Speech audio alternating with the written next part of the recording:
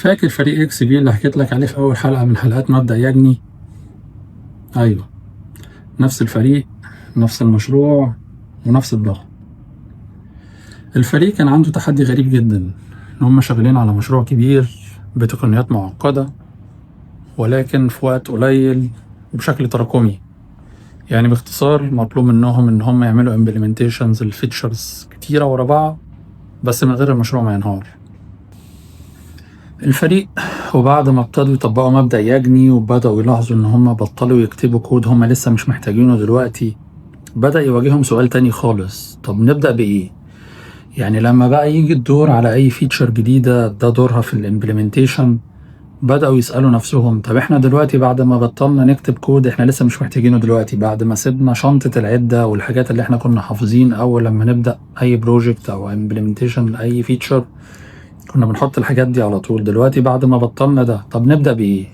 يعني احنا هنبدأ فعليا ان احنا نعمل الامبلمنتيشن للفيتشر، فالكود هيبقى عامل ازاي على ارض الواقع؟ هل هنبدأ نخطط للفيتشر الامبلمنتيشن بتاع الفيتشر ان احنا نعمل الانترفيسز واللايرز والابستراكشن بتاع الفيتشر، ولا هنبدأ بأبسط حاجة تشتغل في الأول وبعدين بعد كده نشوف الكود هيودينا فين؟ وفي اللحظة دي يا معلم اتولد المبدأ اللي أكيد اختصاره استوقفك في العنوان: Do the simplest thing that could possibly work. اختصار طويل جدا لمبدأ اسمه قد يكون مش سلس، ولكن المبدأ عبقري.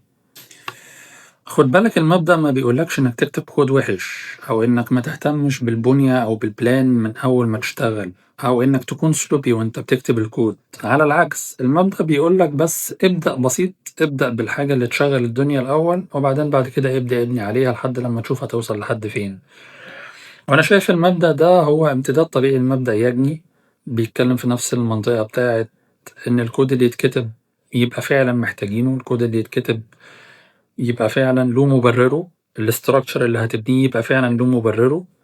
علشان كده حبيت ان المبدأ ده يكون تاني مبدأ بعد مبدأ يجني على طول، لانه بيتكلم في نفس السياق.